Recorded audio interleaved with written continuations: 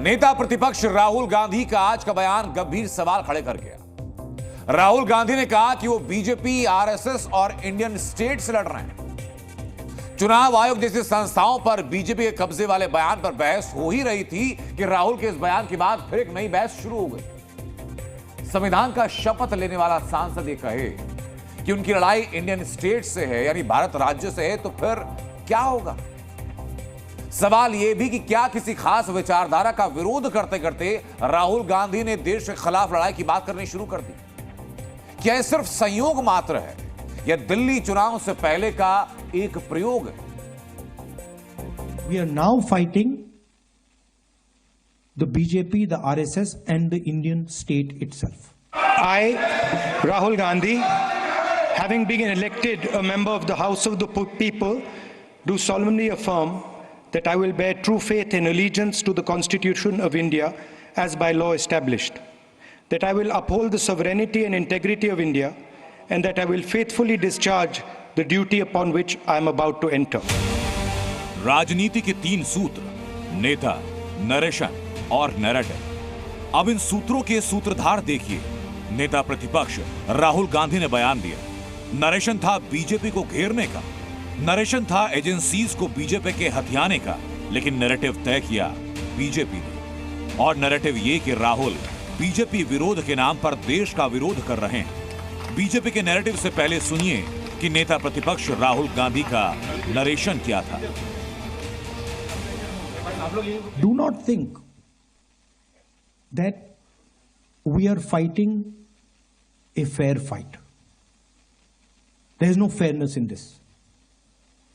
If you believe that we are fighting a political organization called the BJP,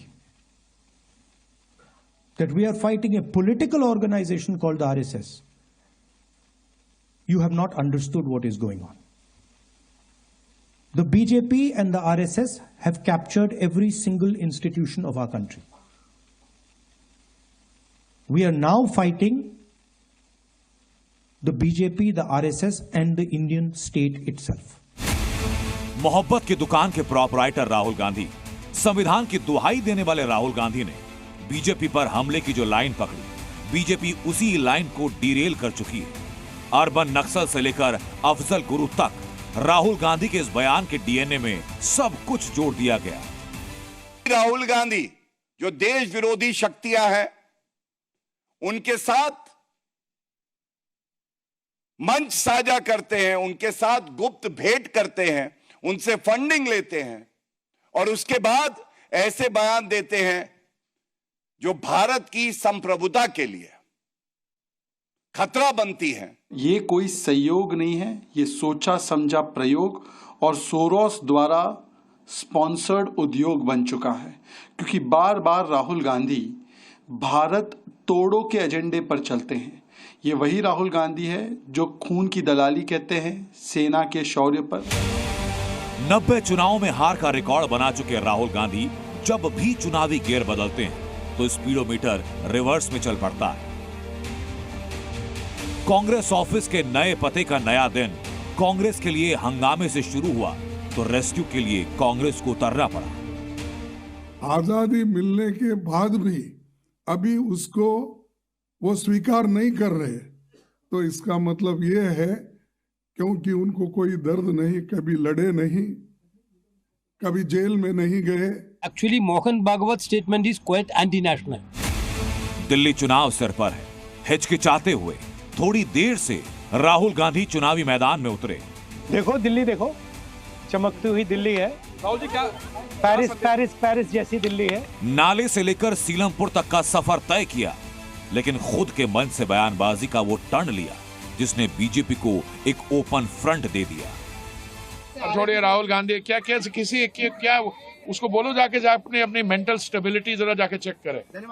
जो Soros के भक्त हैं वो राम भक्तों की बात कैसे समझ सकते हैं? नहीं समझेंगे। वो गांधी जी के नाम में से गांधी चुराते हैं और जो बाबा साहब के नाम में से राम जी को चुरा के बाहर कर देते हैं।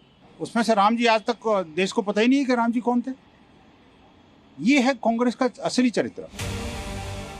और ये तय माना जा रहा है कि दिल्ली चुनाव में राहुल गांधी का इंडियन स्टेट से लड़ाई वाला नैरेटिव कांग्रेस के लिए बैकफायर कर सकता है। ब्यूरो रिपोर्ट, जी मीडिया। आपने राहुल गांधी का बयान सुना और आपने यह भी सुना कि राहुल गांधी के बयान का बचाव करते हुए, यह सफाई देते हुए कांग्रेस नेताओं ने बार बार मोहन भागवत के आजादी वाले बयान पर सवाल खड़े किए। अब आपको वो बयान भी सुनना चाहिए। अब उसको प्रतिष्ठा द्वादशी कहना है। अनेक शतकों से परचक्र झेलने वाले भारत के सच्चे स्वतंत्रता की प्रतिष्ठा उस दिन हो गई। स्वतंत्रता थी, प्रतिष्ठित नहीं हुई, क्योंकि भारत स्वतंत्र हुआ 15 अगस्त को, तो राजनीतिक स्वतंत्रता हमको मिल गई, लेकिन उसके जो भाव है उसके अनुसार चला नहीं। संघ प्रमुख ने कहीं नहीं कहा कि आजादी 1947 में नहीं बल्कि अभी मिली, बल्कि संघ प्रमुख ने साफ कहा कि आजादी के भाव समझे नहीं गए थे।